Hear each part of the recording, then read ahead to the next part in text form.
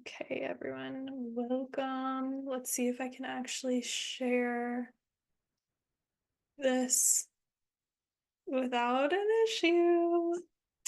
You can see it? Okay, good. All right, welcome to this free workshop. Today we're talking about I think this is a slide. Oh, this is the first one. Okay.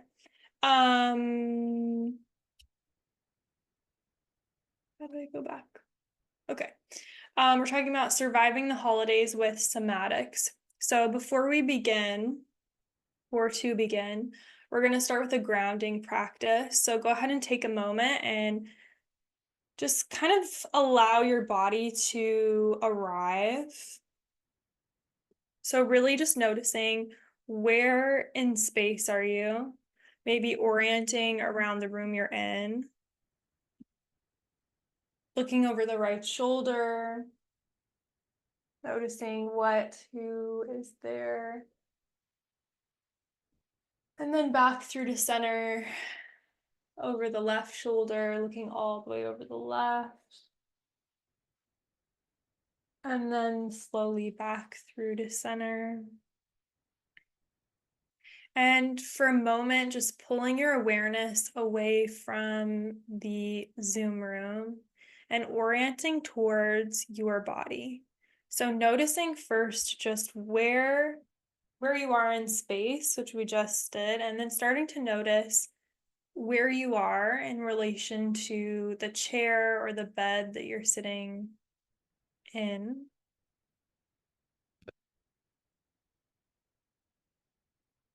Noticing the feeling of gravity being held by the chair. And noticing where in space your spine is.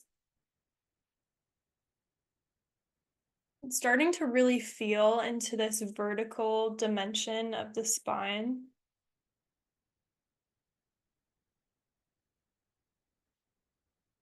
So feeling into the length,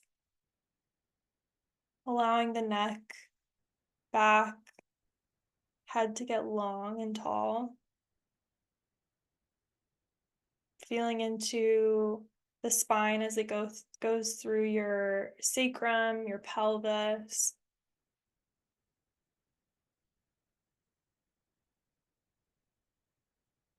Getting really tall and just feeling into this dimension of length.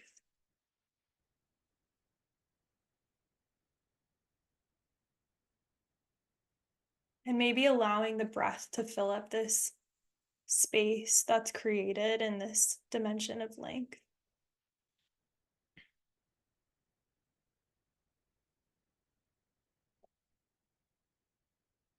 And then start to feel into this dimension of width. So we have the shoulders, the torso, feeling into this dimension of width. Across the collarbones, the back, the hips. And just noticing how it feels to get long and tall into this dimension. Allowing the belly to soften. Maybe softening through the jaw or the shoulders.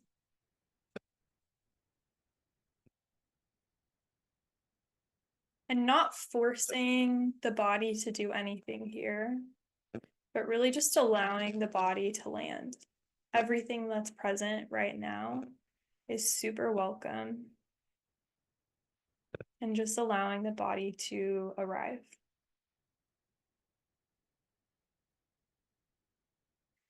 And if there's any part of you that you feel needs some extra support, maybe bringing a hand or a pillow to that part. And allowing the ache there to meet the support of the hand or the pillow. Allowing the warmth and pressure to meet the ache.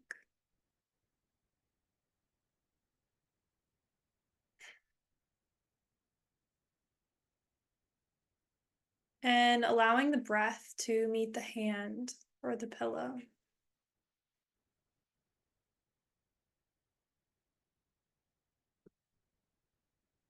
And then when you're ready, starting to orient back into your space, looking over the right shoulder, noticing colors, textures, light patterns around you. And then slowly back to center. And then over the left shoulder, maybe connecting the hands to the thighs. Maybe connecting the hands to the arms, the head. And then when you're ready, starting to orient back towards the screen. All right. Welcome, everybody. Thanks for joining me live. Okay, so we're going to take a moment before we move forward to orient into this workshop. So just finding where we are in the workshop and where we're going. So first of all, I want to welcome Amanda. Maybe you can wave. Yeah. Amanda is joining us from now on Zoom calls. She's going to help me with admin, with that's the main thing that I just need support with because I don't know. I mean, Jenna, you know, I always have trouble with Zoom, so she's here to support, and I'm so excited that you're here, Amanda. And so things are slightly different this time. Um, we're gonna have the chat closed during the wait, are we? We're having the chat closed, right? Yes, chat's closed. Okay, throughout the session, if you have any questions that come up, write them down, or put them in the notes app on your phone. And then at the end, we'll open the chat and you'll be able to, we'll have Q&A at the end. So if you need anything throughout, you can send Amanda a message. And then now, moving forward, we're going to be covering, I had so many questions about how to support your body during the holidays. I got a lot. I made a whole course on it, but today we're going to cover 3 of the main questions. So that's what we're going to do today, and then we'll end with some Q&A. So like I said, if you have questions that come up, write them down and we'll get to them at the end. Okay, so like I said, I think this was a few months ago when I was doing ideation for this holiday course. I asked on Instagram, what would you want to know? What support would you want during the holidays when it comes to somatics and all of this? And this is what all of y'all said. And so today we're going to focus on these 3. So where to have dinner at, whose house, when is it okay to change things up, actual knowledge based in science, tell me understand my nervous system. And then deciding what family traditions, events are worth attending or worth staying home. I love this picture, by the way. All right. So jumping right into it. So, okay, I'm trying to find there we go. A sweet spot for the videos. Okay. So we're going to start with this idea of understanding your nervous system support during the SAD months. So the seasonal affective disorder months, when it gets really dark, it gets really cold. Why does it matter and how does it relate to people pleasing? So I'm going to reference my notes really fast because okay. So first of all, the reason that we're talking about this at all in regards to people pleasing is because people pleasing or the appeasement response, the fawn response, it's something that we develop over time. And it's something that it's kind of like a muscle. So the more we do it, the more it's built and the more practiced it is.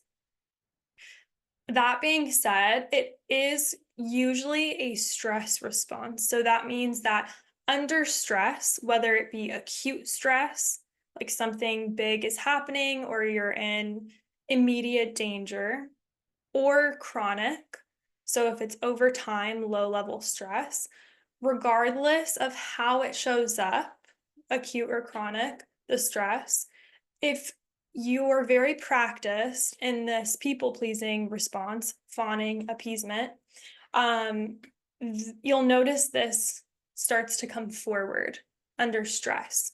So, like I said, whether it's acute or one sec, I'm just trying to not be directly in the sun, whether it's acute or chronic. So, like an example of this was I just moved and it was stressful, super stressful. And I noticed that I felt that like muscle of people pleasing, that I felt stressed. And one thing, the main thing that my body does when I'm stressed is to find safety through fawning and through appeasement. And so the reason that like super basic nervous system support is really supportive, especially during this time when we get this more complex social pressure and expectation and so on, is to really just nourish our nervous system to eliminate that base level of stress. And like being super real, most of us, just due to how our society is designed, orienting around work, orienting around electricity, most of us are usually in a somewhat sympathetic response. So just doing what we can with what we've been given. So keeping it real too, like unless you go back and live in the jungle, I don't know if even then, if you can be super regulated, well, super regulated. So just exploring what works for you, and we're going to break down some really basic things. And going back to the basics, honestly, you've probably heard some of these before, and they're kind of boring, but they're super important, and they're just basic building blocks for our nervous system support on just a biological level. Okay. I'm going to take a breath. Okay. Okay. So, nervous system support, just breaking down some really practical tips, tricks, hacks, whatever you want to call it. So, especially during the sad months, I'm not going to call it that anymore, during the winter months, because it gets so dark so early, especially depending on where you live. Like if you live in anywhere northern, like yeah, yes, I know. Jenna, yeah, I know it gets rough out there. So our circadian rhythm is wired to go to sleep just a few hours after we see the sunset. And what happens in winter is that the sun sets early, depending on where you live. And then we stay up at night using electric lights, like love the light bulb, but it messes with our circadian rhythm, screens, and so on. And so really tending to sleep during this time of year is huge. So being mindful of like electric lights in the evenings, especially after the sun sets, if you're able to use candles, or even like these are really big right now, but like the sunset lamps, or the lamps that have orange or red, or anything that's closer to looking like fire than the blue light that comes from our fluorescent bulbs. That's really supportive, and it doesn't mess up your circadian rhythm as much. So really prioritizing sleep. Any food that's supportive. So I'm not going to go super into this. Usually I reference people to Luis Mojica, who works on the intersection between trauma healing and food and nutrition. So if that's something that interests you, I encourage you to check out his stuff. He has a background as a trauma therapist and a nutritionist, so he's a great resource for that. But eating foods that support you, that might look like eating foods, during different foods during your cycle. Oh, thank you, Amanda. Yeah, perfect. Depending on your cycle, if you have a menstrual cycle, depending on your body type, everyone's different. And like I said, I don't specialize in that by any means. So just go check out Louise. Morning habits that are really supportive for super basic nervous system support. When you wake up, and this is really going back to your circadian rhythm. So when you wake up, sun on your face, even if it's cloudy, for 10 minutes if you can. Drinking water with salt. And if you want to go really crazy, water, salt, honey, lemon. That creates a electrolyte drink. And then if you can, put off the input of screens for as long as possible. And I know this sounds so basic, but I notice when my nervous system, when I start to not have screens in the morning, because you're so delicate in the morning when you wake up, and then I open the actual, just the whatever black hole of knowledge that is the internet, it's so much to co-regulate with or dysregulate with, co-dysregulate with. And so just being mindful of when you introduce your phone or screens into your day, you can go as long as possible. I have literally no discipline or self-control, so I charge it in a different room. I had to buy an alarm clock because I used to use my phone as an alarm clock. So like really just being practical, understanding that in the morning we have the least amount of what's it called when you're able to have like discipline, you have the least amount of motivation, discipline, willpower, thank you, in the morning. So being super mindful of that.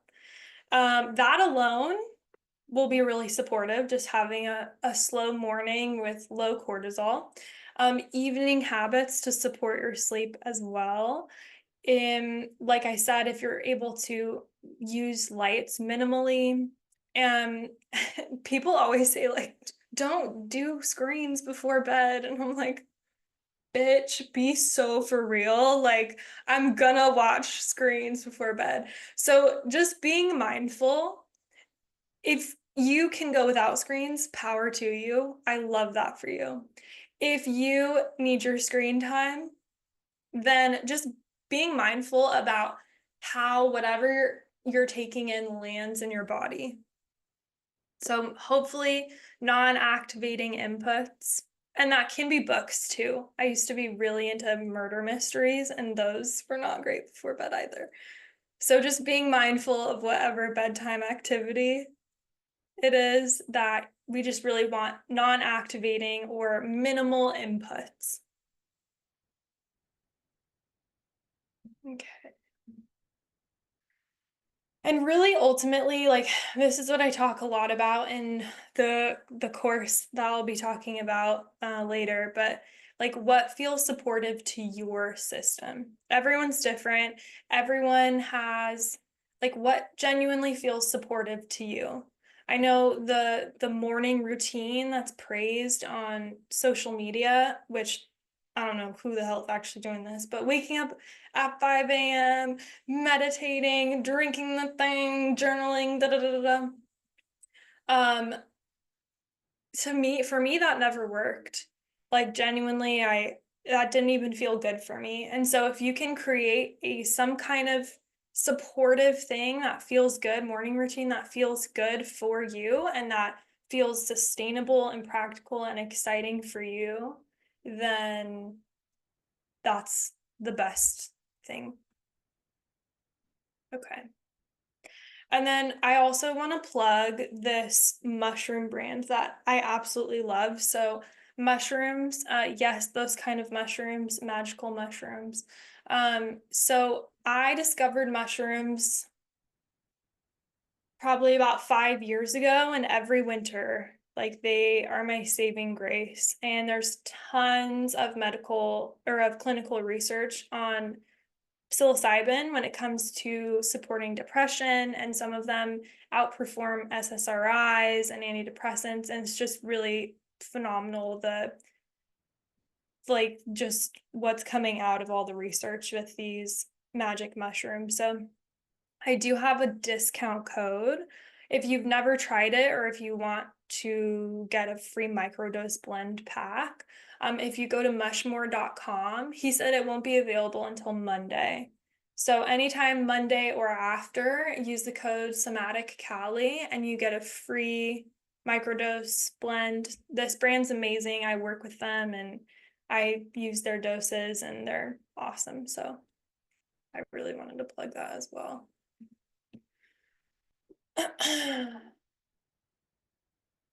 Okay. All right. So this is one that I got asked many different ways.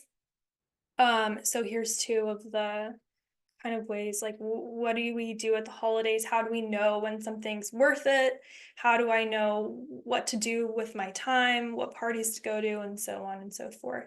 So we're gonna do an exercise that I pulled from this course that I created, and it's feeling into what a yes, no, and maybe feel like in your body. So let's take a moment and just pull your awareness away from the Zoom. Just stay connected to my voice and go ahead and start to think of what a yes feels like. Like when you really want to do something, like full body yes. And notice what happens in your body. So the sensational experience. Where do you feel parts of you light up? Where does the movement of energy go to? Is there any words that come up? Any images? Any impulses?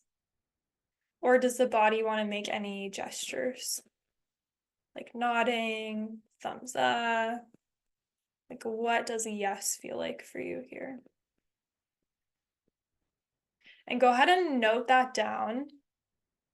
Like what does a yes feel like for you? And Amanda, can we open the chat for a moment and just y'all can put in the chat what a yes feels like in your body.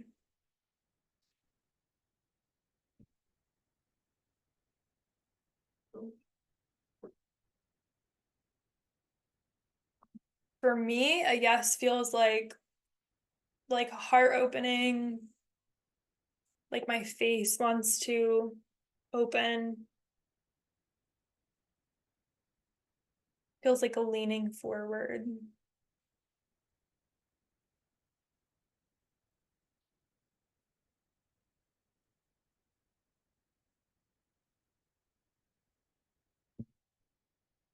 So go ahead and put in the chat. Feels safe, warm, excited, chest feels open, like welcoming a deep, comforting breath.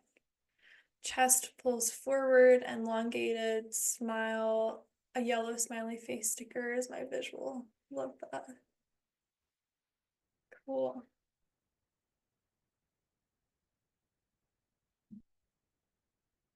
Okay. And you can keep the chat open, Amanda, as we go through this. All right. And so go ahead and all of that sensational visual imagery experience, go ahead and put it to the side for a moment. And then we're going to start to feel into what a no feels like in your body. So if you imagine the last time someone asked you something and you were like, ooh, no. What does a no feel like for you? Was the sensational experience what's happening in and around your body? What words come forward? What images come forward? And is there any kind of movement or gestures associated with this? No.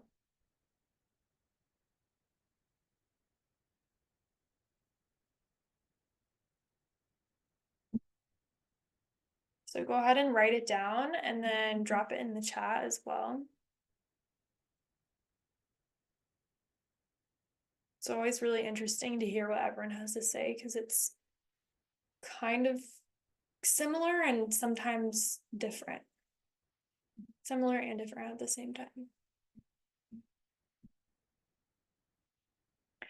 For me, a no feels like there's different no's that, and we kind of, in the course, we get into what a hard yes and a hard no and a soft yes and a soft no feel like. But for me, a no usually feels like leaning back, like I want a hand in between. If it's a really hard no, there's like, whoa, whoa, whoa type of double chins, concave shoulders, tailbone tucked, kind of frozen. Okay. No feels guarded, tense, shoulders up to ears, shaking head, nauseating. Yeah, shaking the head. Cool. Thanks for sharing. Okay.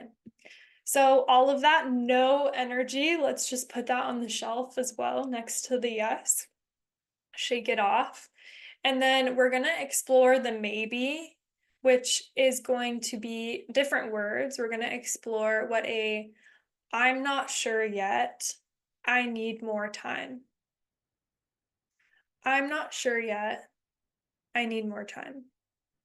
So, what is happening in your sensational experience? Images, words, movements, gestures. I'm not sure yet. I need more time. Go ahead and notice and then drop it in the chat, write it down.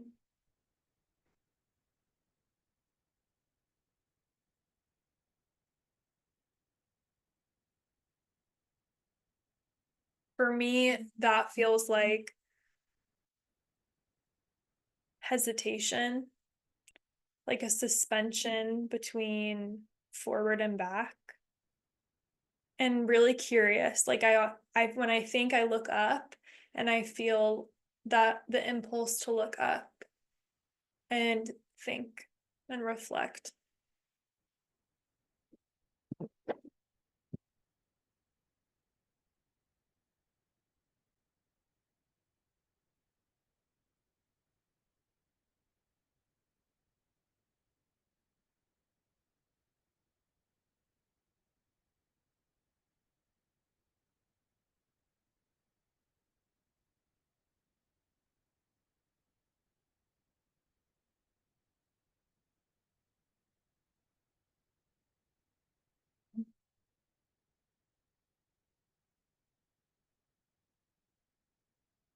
Okay, so I'm gonna wait one more moment. My eyes disconnect, I isolate a bit, tingly in my head and neck. Jaw tightens, take a deep breath. This one for me also feels really spacious. Like I feel my hands coming out and like feeling into the space of time, especially if you resonate with this appeasement energy, which is like leaning forward and yes, yes, yes. The I'm not sure I need more time feels really spacious to me because it's a boundary of I need time. Maybe feels hesitant, assessing boundaries, heart racing, jaw tight, lacking assurance. Interesting. Thank you for sharing, you guys. Amanda, can you close out the chat? Okay. All right.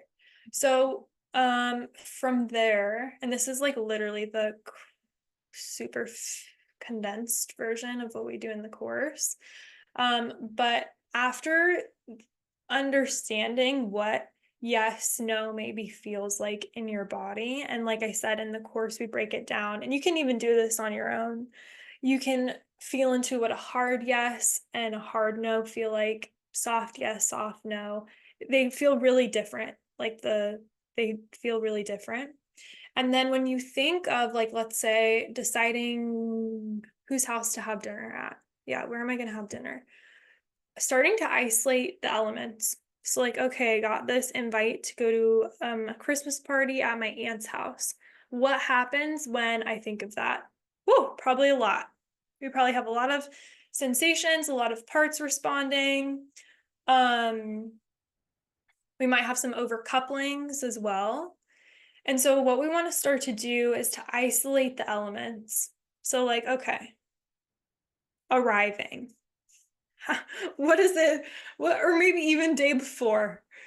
What what happens in my body when I think about knowing that I'm going to go to this tomorrow? What happens in my body when I think about the length of time? 5 hours. Okay, that's too long for my social battery. And so then you think, okay, well, what if I got there late?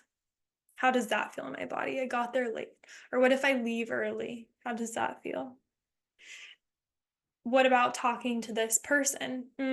That feels like a no. I'm going to steer clear of them. And you can start to really, we're not going too far into examples on this right now, but you can really start to isolate the elements and understand how your body responds to each thing. And if it's, I'm not sure yet, I need more time, or if there's, sometimes for me, there's this very palpable, I guess it would be a soft yes, but it really just feels like curiosity. And that's when I like to go, even if I'm like, last time it wasn't so good, but I haven't seen this person in 10 years. And I feel this like full body curious, soft yes. And so just really starting to isolate the elements, getting really curious about what your body is telling you. What if I brought a person? How does your body, like a like a emotional support person? What if I brought a person? I don't know. With that, without context, sounded really weird. Like, what if I brought my partner to this Christmas party? How does my body feel thinking of that? So starting to also, like, here, what can I do to bring in more support? So what if I, whatever it is, how can I bring in more support? And this can all be just sitting in your bedroom or wherever you are thinking about this experience, noticing what comes forward and starting to kind of dissect or isolate these things. An example of this, I'm going to just check the time really fast and check my notes. Okay. So when it comes to an example of this, so I recently moved back home to my hometown, which has been an interesting experience. But kind of talking on this topic, I was invited to a dinner with some family, and I felt my body saying no. Like, a dinner did not sound good. When I started to think about, well, there's this person there, I want to see them. Like, I'm feeling a yes when it comes to seeing these people. I have curiosity. I haven't seen them in a long time. I really adore being around these people. But full sit down dinner just sounds like too much. And so then I thought, well, what if I just go and I get drinks and I don't have to stay through the whole thing? I don't have to sit down, order, stay through the food and check and so on. The idea of just being there for drinks sounded great. My body said yes. And so that's what I did. And so it's like, it really allows for, I just recorded this podcast with this psychologist who does culturally informed boundaries, and she says creative boundaries. So it really allows for creative boundaries of, like, build your own adventure this holiday season. Like, you can really get creative about where you go, how long you stay, what, like just everything. So, okay. So, this we're just going to touch on before we move into Q&A. So, cuz this is a big thing that I hear a lot is like, okay, well, what about saying no? Like, what if I'm invited to this thing and I'm like, well, I don't want to go to this, or, whatever it is when it comes to boundaries and saying no. So, like I said, when you think of whatever scenario, you might feel like a lot come forward. So, even as you think right now about saying no to someone, like notice what comes up. It might be different things. And so let's take a moment and first just be with the parts that are constricting. Usually those are really loud and we don't have to look very far for them. They're like, hey, I'm right here. So go ahead and notice where those parts are in or around your body.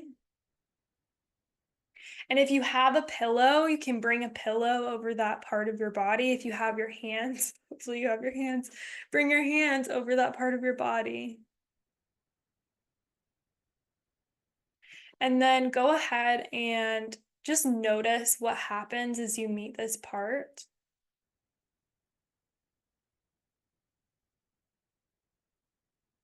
And really getting curious about what's happening there. So, what kind of sensation is there? What is the texture? Is there a color? Is there a weight to it? And what is the size? So, just getting curious about this sensation of constriction. And then holding that, start to notice a part of the body that also feels strong.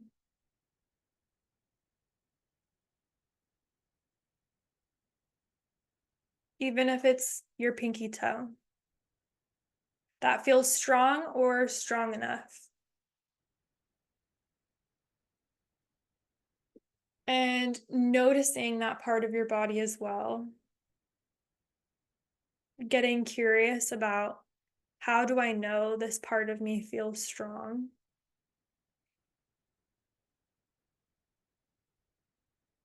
And then can you start to pendulate between the two? So between that primary sensation of constriction and then the secondary sensation of strength.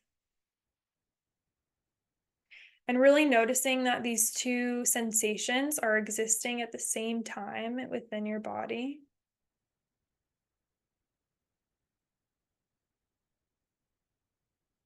Pendulating back and forth, noticing if anything shifts or changes, and getting curious about those changes or shifts.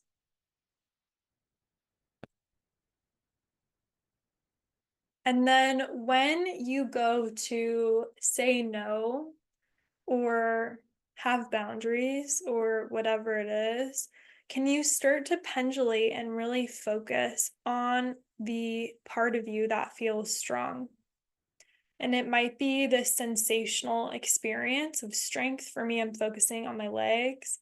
It might be an image. It might be a feeling of in the past when you felt really strong. And just really calling on that in that moment. And then also, let's take a moment and come back to the entirety of the body just to ease out of this practice. Noticing where the feet are, the shoulders and the head, and then orienting back into your space and then to the screen. And then finally, really keeping in mind aftercare. So, after we experience, a lot of times when I think the fear around saying no or having boundaries is because sometimes there's negative feedback and there's this rupture. And if we have been really good at people pleasing, we probably haven't experienced that much rupture from us saying no or having needs. And so really being sensitive about aftercare, like whatever that looks like for you, whether it's, I mean, the practice we just did is great, really tending to those parts of you that are requesting attention, or even just noticing the parts of you that are collapsing or frozen or whatever, aching, and bringing a hand. Sorry, my dog is sawing wood over here. Bringing a hand or a pillow to those parts and breathing into them and just being with them so they're not alone. And aftercare looks different for everyone as well. Okay, so time for the plug. So all of this and more can be found in my upcoming course. So really this course was built on, it's called the Holiday Survival Guide for the Recovering People Pleaser. And it was really built on this idea that I genuinely believe that the holidays are the people pleaser Olympics, because we have this like dichotomy of being less resourced than ever because it's dark and cold and it's Q4 and all these things, and the world and society and our families and our friends and work expecting the most out of us, and us not having the capacity to say no. And so it's really born from that of like what would it be like to have a naughty Christmas, a Christmas that you actually enjoyed and didn't have to recover from. So that's the premise. There's two different options for this course. It's going to launch next week. So there's an on-demand option.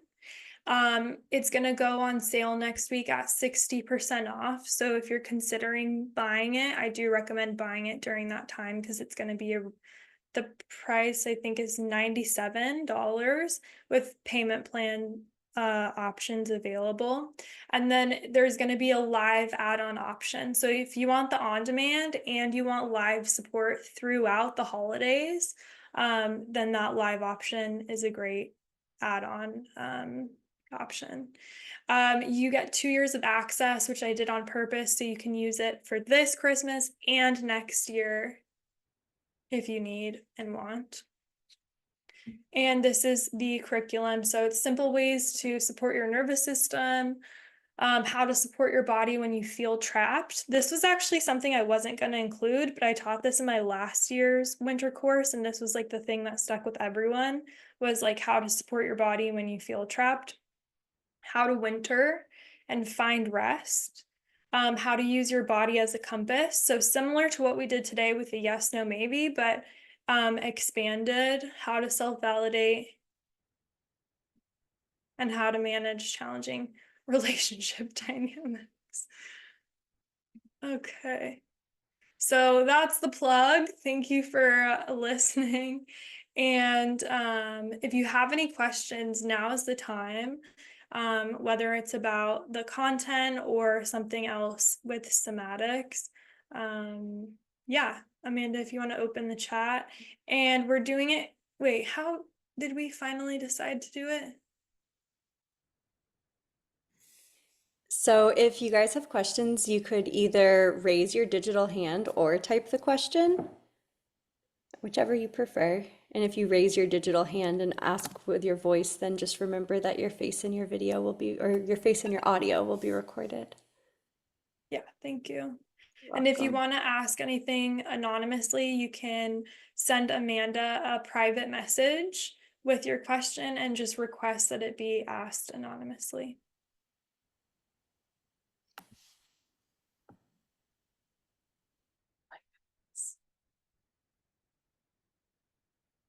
Callie, can you repeat when and where to buy access to the course while it's on sale? Yeah, so the course will go on sale on October 24th, which I think is on Thursday. If you're on my email list, which you should be if you registered for this course, it just automatically integrates you into my newsletter. You should get emails about it. It'll also be all over my social media. And then where you can buy it, was that the second part? There will be links everywhere.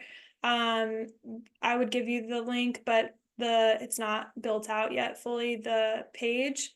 But it will be super available next week. And the sale will be for 10 days. Yeah. And the live course will only be available for registration during those 10 days because then it starts.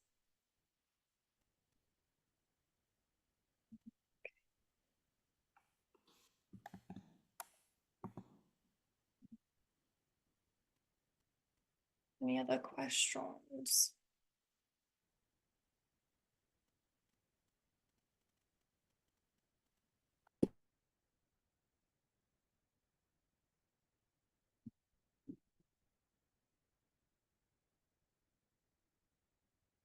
Okay. Well, thank you guys for joining. And if you have any questions after this, you can send me an email at support@calisomatics.com. And that's all. Thank you guys for joining. Take care.